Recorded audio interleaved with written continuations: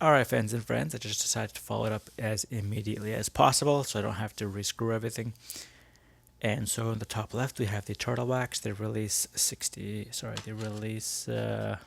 85 version of the Plymouth Roadrunner. And this is the release 86 of it, but it's obviously auto drivers. That's the deluxe version of this car. And so I'm going to immediately follow it up with the 2015 version, so the R30. This is the Roadrunner 446 pack, so in theory it should be nearly identical to this. This is the $2 less version of this in stores, but you can just see the engine in there. And I guess this was at a time they didn't know their hoods would stay up, but they're using that little plastic thing which M2 rarely gives out now. So this is indeed legacy stuff. Not legacy, but not mainline anymore. So usually they will not. You will go into a store if they happen to have M2, which is the one you want.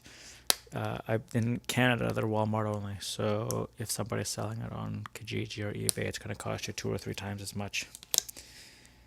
So I do try to find it unless it's dirt cheap or it's a car I want to find. Like for example, I'm looking for the DeSoto Fireflight and the Bel Air from M2 because I did like the Bel Air from Green Light, but it's nearly impossible. You play the lottery when you walk into a Walmart and they're going to have exactly what you want.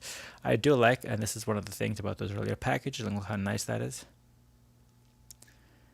The retro Chrysler symbol, and then all of this stuff. And you can see there 2015, sorry, 120 and 15. So they did the dates exactly the same, 15270R. And then this is extremely different. They don't do this anymore either. And so basically that is if you threw this against the floor and it exploded, that's how many pieces you'd get. And the example they show is obviously not one specifically that I've done. The 1971 Dodge Charger Super Bee in the red. I've done several Super Bees, but they are in the brown, the beige, and the Coronet version and not the Charger. And you can see there's a little Hemi air filter for the engine. This is the 446 pack, so this is obviously a slightly different engine.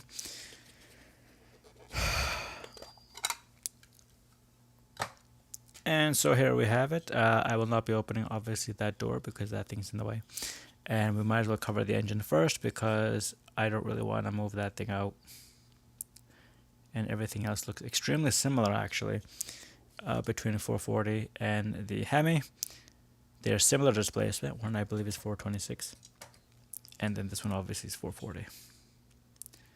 Between 6 and 7 liters engine, and everything else appears to be nearly the same in terms of physicality. I don't see too many differences. I do like the tires though. The red wall, they seem to have done it differently enough that I could probably take out, like I said, those Goodyear tires.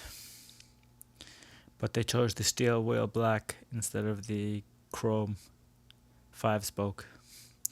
So if that's your thing, why not? It does look really nice though with the hood. And you can just see there the 440 I was talking about. It does say 446 pack. The problem is the 6-pack is written in smaller than the 440. And the 2-piece hood is really nice as well. I do believe it's 2-piece. No, I lied, it's 1-piece. You can just see there's just one stamp piece. And so this is the plastic piece I was telling you, easy to lose. And so there you go, the engine. And so because I pretty much covered these in nearly identical car, I'm not sure, I don't think that the underside is extremely different because these two were extremely the same.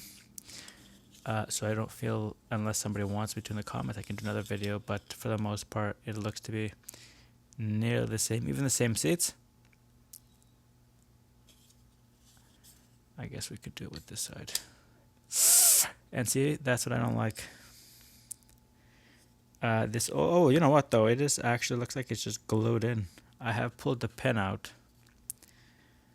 But unfortunately, I forgot about that little attachment there. So I totally destroyed this. But luckily, you can see there it can be glued.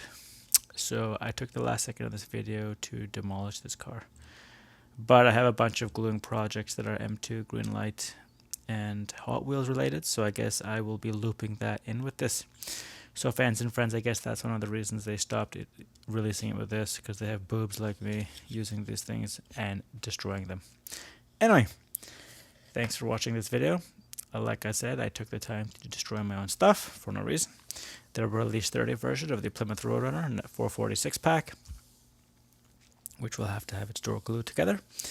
Overall, like I said, M2 does a really good job usually of their engines, except for that Buick Regal. And that's it. Thanks for watching. Thomas from Toronto, and to the next one.